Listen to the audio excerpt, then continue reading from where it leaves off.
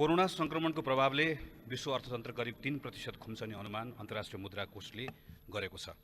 धनी मुलुकको वृद्धि दर 6% ऋणात्मक हुँदै गर्दा चीन बाहेकको विकासशील देशको पनि करिब 2.2% वृद्धि दर घट्ने अनुमान गरिएको छ। बितेको 90 वर्षमा करिब विश्व अर्थतन्त्रलाई एकैपटक प्रभावित गरेको यो पहिलो पटक हो। अझ यो प्रक्षेपण त अहिले प्रारम्भिक तथ्याङ्कहरूमा आधारित छ।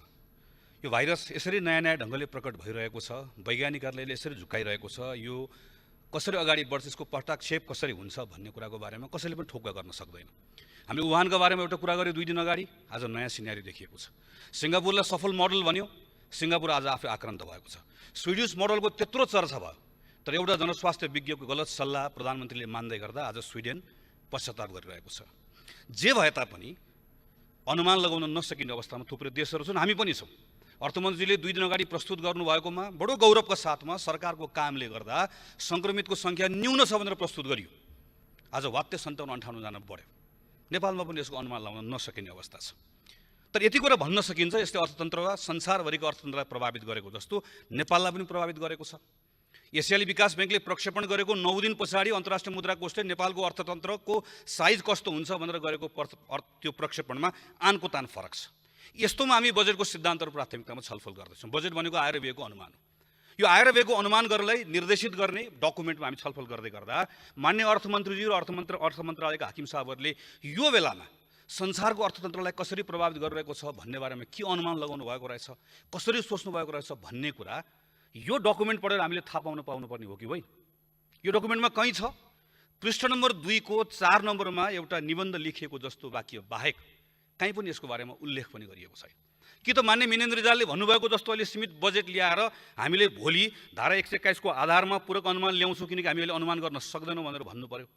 होइन भने हामीले केही भन्नुपर्ने होला, किन नभनिएको?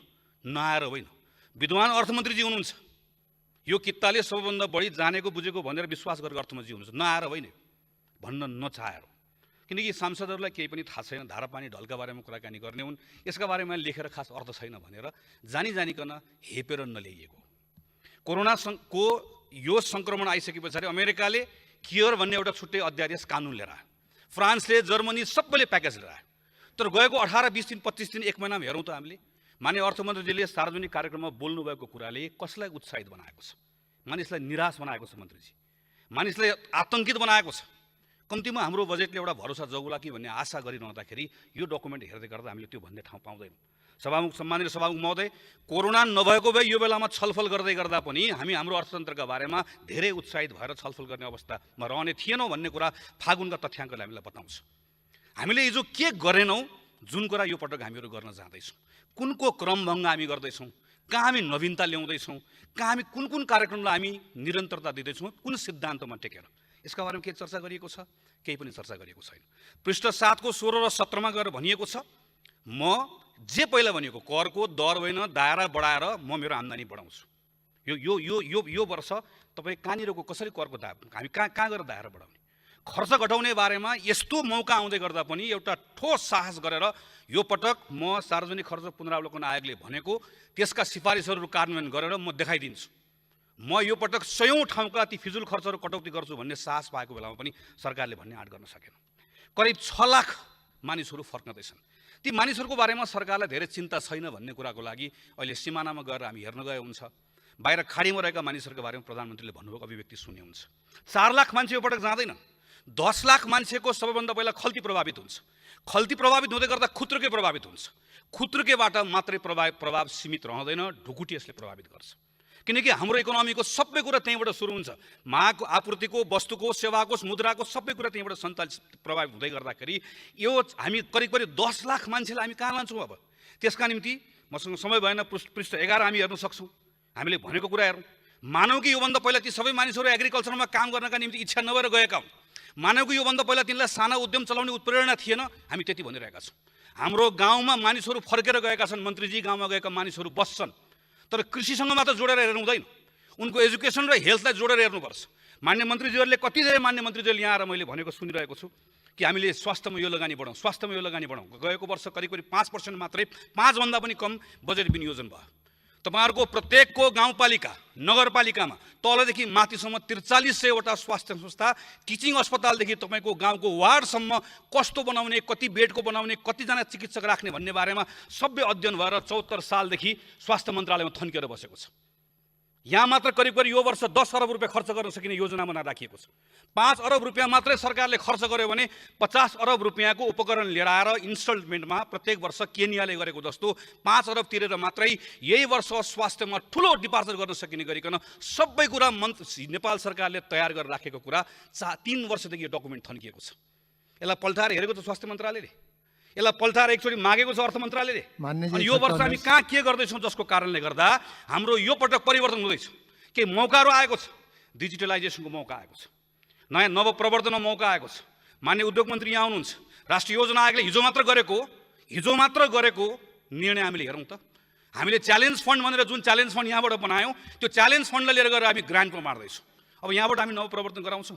उद्योगमा अहिले पनि हामीले भन्ने आँट गरेनौँ। कुनै बेला 12% 13% योगदान भएको उद्योग अहिले 5%मा झरेको छ। हामीले कहिले दोष केलाई दियौँ? 49 सालमा गएर भ्रिकुटी कागज कारखाना सभा महोदय हामीले केलाई भन्यौँ? भ्रिकुटी कागज कारखाना बेच्यो। यो त्यस कारणले गर्दा उदयपुर सिमेन्ट बेच्यो। मान्य सभामुख सम्माननीय सभामुख महोदय यो सरकारलाई आँट छ। त्यसैदेखि सरकारले उद्योग चलाउँछु भन्नुहोस्। हिजो उद्योगको निजीकरण गरिएको कारणले गर्दा नेपालको औद्योगिकरण खत्तम भएको भनेर भन्ने हो भने कि सरकारले आँट गरोस् न त उद्योग खोल्ने। हामी जहिले पनि त्यसलाई लुकायौँ।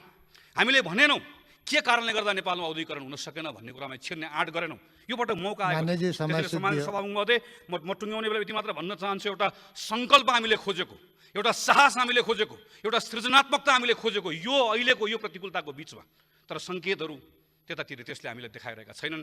यसले हामीलाई थप निराश बनाउने एउटा सङ्केत बजेटको यो प्रारम्भिक डकुमेन्टले गरोस्। बजेट आउँदै गर्दा यो बदलियोस्, यही शुभकामना व्यक्त गर्न चाहन्छु। धन्यवाद। जय नेपाल। यो जल्दो विषय कोभिड-19 कोरोनाको विषयबाटै सुरु नगरिकन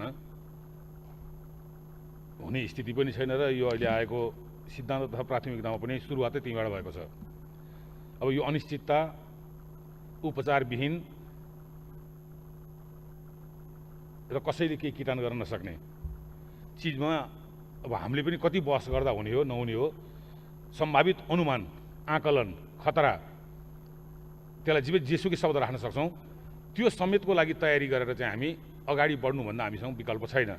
त्यसमध्ये पनि आउँदो 2 वर्ष यो कोरोना बस्छ कि भनेर परिकल्पना गर्ने भन्दा तत्काल अहिले भइरहेको स्थितिमा हामीले आजको भोलिको पर्सि के गर्न सक्छौँ त्यसतर्फ चाहिँ सरकारले आत्मविश्वासका साथ भरोसायोग्य ढङ्गले हामी अगाडि जान सक्छौँ, गर्छौँ भनेको छ। त्यसको लागि म शुभकामना व्यक्त गर्न चाहन्छु, सफलताको कामना गर्न चाहन्छु। समस्याले अवसर ल्याउँछ भन्ने कुरो बारम्बार हेऱ्यौँ, मैले त्यसमा विश्वास पनि गरेको छु। गएको भूकम्पले कहाँ कति क्षति भयो, निजी घरहरू के भयो भन्ने भन्दा पनि भूकम्प प्रभावित जिल्लाका स्कुलहरू चाहिँ आउँदो 50 वर्षसम्म पनि हेर्न नपाउने, सायद सामान्य अवस्था थियो भने 50 वर्षपछि पनि हामीले त्यति राम्रा स्कुल हेर्न पाउँदैन थियौँ होला। हाम्रा बालबच्चाले त्यति सुविधायुक्त स्कुल हेर्न पाएका छन्। त्यस्तै गरी यो अहिले कोरोनाको जुन हामीले महामारी खेपेका छौँ यसले नेपालको स्वास्थ्य क्षेत्र त्यस्तै गरी सुधार भएको कुरो चाहिँ नि अर्को वर्ष हामीले बोल्न पाउँछौँ होला भन्ने म आशावादी छु। कोरोनाकै नाममा हतार फतारमा घर बनेका छन्, बेड किनिएका छन्, डखना किनिएका छन् अथवा अनेकौँ चिजहरू किनिएका छन् र त्यसमध्ये हामीलाई काम लाग्ने चिजहरू यदि अहिले बनेका अस्थायी घरहरू त्रिपाल अथवा यस्तो चिजले बनेका बाहेक त्यसलाई व्यवस्थित गरेर टिकाउन सकिन्छ थप 2-5 लाख 10-20 लाख रुपियाँ खर्च गरेर भने त्यसलाई व्यवस्थित गर्यो भने नि धेरै ठाउँका धेरै गाउँका अस्पतालहरूलाई हामीले व्यवस्थित गर्न सक्छौँ। बेड किन्ने समस्या हुँदैन, के अरे खाटहरू किन्ने समस्या हुँदैन, स्ट्रेचर किन्ने समस्या हुँदैन। त्यसतर्फ पनि सरकारको ध्यान जाओस् भन्न चाहन्छु। अब दोस्रो बुँदामा जाने बित्तिकै यसका सबै रोगको एउटा उपचार भनेर रत्न पार्कमा एउटा चाहिँ औषधि बेड थियो, 52 रोगको एक उपचार, एउटा ट्याब्लेट बेड थियो।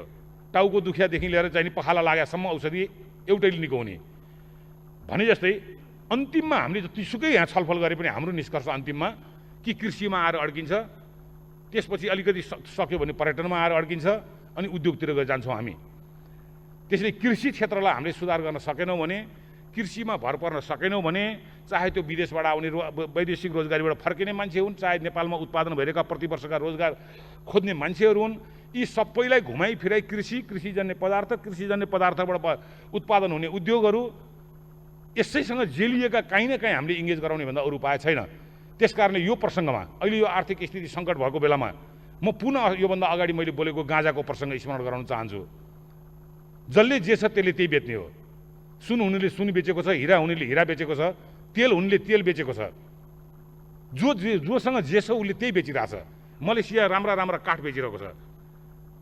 यस्तै गरी हेर्दै जाने हो भने धेरै धेरै चिजहरू छन्। यहाँ उदाहरण दिने, हामीसँग जब त्यो प्रकृतिले दिएको चिज छ त्यसलाई अलिकति हामीले व्यवस्थित गर्न सक्यौँ भने अन्तर्राष्ट्रिय रूपबाट पनि हामी बदनाम हुनु नपर्ने स्थिति छ। विश्वलाई लिड गरेका मुलुकहरू नै योमा लागिसके भनेर मैले बारम्बार भने।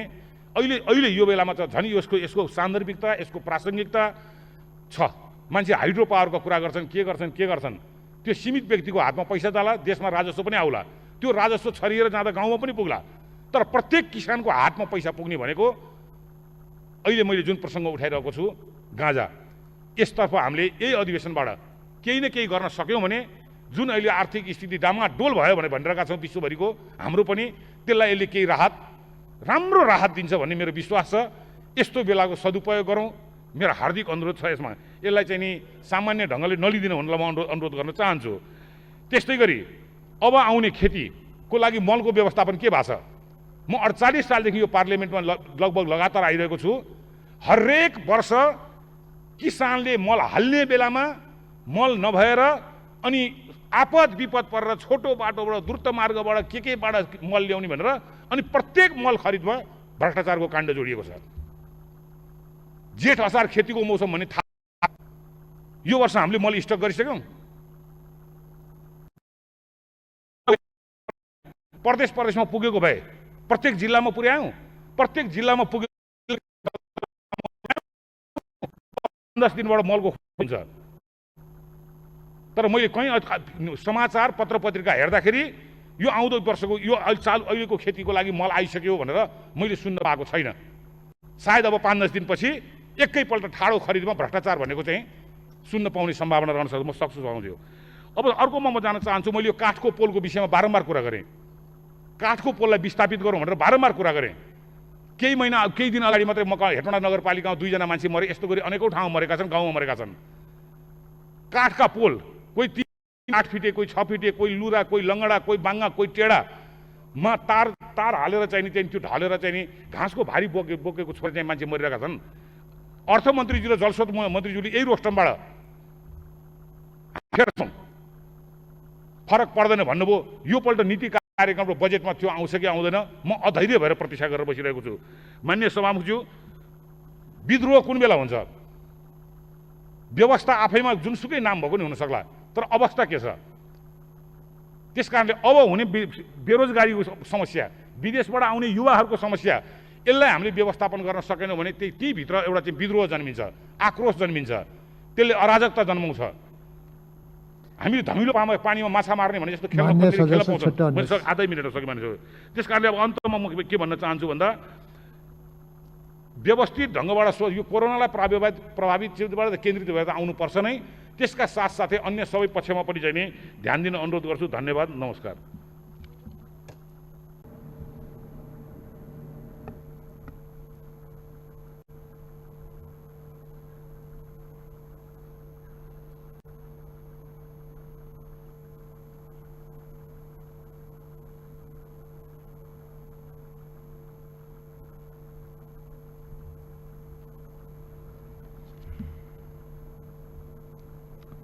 सम्माननीय सभामुखज्यू, यसपटकको हाम्रो सदन एउटा विषम र विशिष्ट परिस्थितिमा बसिरहेको छ र सम्माननीय सभामुखज्यू र सदनका सचिवालयका पदाधिकारी सदस्यहरूले सामाजिक दूरी कायम गरेर संसदका माननीयहरूको PCR परीक्षण समेत गराई मास्क लगाएर हामीहरू बैठकमा छौँ। म सभामुखज्यू र सचिवालयलाई धन्यवाद दिन चाहन्छु। र यो अकल्पनीय सङ्कटको अवस्थामा मुलुक गुज्रिरहेको छ र विश्व गुज्रिरहेको छ र सरकारले आफ्नो नियमित कार्यको सन्दर्भमा विनियोजन विधेयक 77 को सिद्धान्त र प्राथमिकता ल्याएको छ। तर मेरो सम्माननीय सभामुखज्यू मार्फत सरकारलाई र अझै सरकारका सम्माननीय प्रधानमन्त्रीजीलाई म विशेष आग्रह गर्न चाहन्छु कि यो प्री बजेट डिस्कसनमा सम्माननीय प्रधानमन्त्रीजीको पनि उपस्थित हुनु जरुरी थियो, किनकि अहिले मुलुकलाई हामीले कसरी चलाउने, जनताको जीवन रक्षा कसरी गर्ने, त्यसमा विभिन्न भूभागबाट आएका जनप्रतिनिधिहरूको मान्यहरूको राय के छ। खास गरेर नोभल कोरोना भाइरस कोभिड-19 को जुन सङ्क्रमण छ, कतिजना जनप्रतिनिधिहरू अहिले सरकारले घोषित गरेको रेड जोनबाट हामीहरू यहाँ आएका छौँ। त्यहाँको प्रशासनको धारणा के छ, त्यहाँका चिकित्सकहरू स्वास्थ्यकर्मीहरूले कस्तो स्थितिको सामना गर्नु परेको छ, त्यहाँका आम नागरिकहरूले के कुरा भोगिरहनु भएको छ र अहिलेको अवस्था कस्तो छ। दैनिक ज्यालादारी, श्रमिक, मजदुर र निमुखा गरिबहरूको अवस्था कस्तो छ। एकातिर रोगले, अर्कोतिर भोकले प्रताडित भएका नागरिकहरूको धारणा जनप्रतिनिधि राखिरहेको बेलामा सम्माननीय प्रधानमन्त्रीजीको यहाँ बेला बेलामा उपस्थित हुनुपर्ने थियो। म फेरि आग्रह गर्न चाहन्छु, आउने दिनमा भोलिको सेसनमा पनि उहाँ आइदिए हुन्छ र नीति कार्यक्रम बनाउँदाखेरि ती कुराहरूलाई ध्यानमा राखिदिएर गराइदिए हुन्छ भन्ने म आग्रह गर्न चाहन्छु। र प्रारम्भमा म यो कोभिड-19 को सङ्क्रमण, यसको नियन्त्रण रोकथामका लागि सबैभन्दा फ्रन्ट लाइनमा चिकित्सकहरू, डाक्टरहरू, नर्सहरू, स्वास्थ्यकर्मीहरू हुनुहुन्छ, सुरक्षाकर्मीहरू हुनुहुन्छ, एम्बुलेन्सका चालकहरू हुनुहुन्छ, सफाईकर्मीहरू हुनुहुन्छ। उहाँहरूलाई म सम्मान गर्न चाहन्छु र उनीहरूको सुरक्षाको लागि हामीहरू गम्भीर बनौँ, राज्य गम्भीर बनोस्, सरकार गम्भीर बनोस् भन्ने म आग्रह गर्न चाहन्छु। र हाम्रो 26 गतेबाट यो सदनको बैठक प्रारम्भ भएपछि आजको मितिसम्म सङ्क्रमणको सङ्ख्या बढेर 3 अङ्कमा पुगेको छ र यो बढ्दै जानेछ र लकडाउनको अवधि हाम्रो घट्दै जानेछ र सङ्क्रमणको सङ्ख्या बढ्दै जानेछ, क्षेत्र पनि बढ्दै जानेछ। त्यस्तो अवस्थामा कसरी हामीले यसलाई सामना गर्ने? यो नीति र कार्यक्रमभन्दा अगाडि आएको यो प्री बजेट, अघि पूर्ववक्ता मान्यज्यूहरूले भने जस्तै यो परम्परावादी नै छ। तर कोभिडको चाहिँ नि जुन चुनौती छ, विश्वव्याधी यो महामारीको जुन चुनौती छ, यो हाम्रो जीवनमा हामीले पहिलो पटक भोगिरहेका छौँ। अन्य दुनियाँले के गरिरहेका छन्, अन्य मुलुकले के गरिरहेका छन्, त्यो कुरा पनि हामीले चाहिँ सिक्दै आफ्नो जनताको रक्षाको लागि अगाडि बढ्ने हो। र पछिल्लो पटक विभिन्न समाचारमा जर्मनका डाक्टरहरूले आफूलाई नाङ्गो भएर चाहिँ फोटो सरकारलाई पठाइदिएका छन्, हाम्रो सुरक्षा कसले गर्छ भनेर। त्यस्तो अवस्था चाहिँ नेपालमा नहोस् र ठाउँ ठाउँमा यो कोरोना भाइरसको महामारीको उल्लेख गर्नुभएको छ अर्थमन्त्रीजीले। 61 बुँदाको चाहिँ आफ्नो सिद्धान्त र प्राथमिकतामा 3-4 बुँदामा गर्नुभएको छ। तर यसलाई भुइँचालो जस्तो मान्नु भएको छ उहाँले।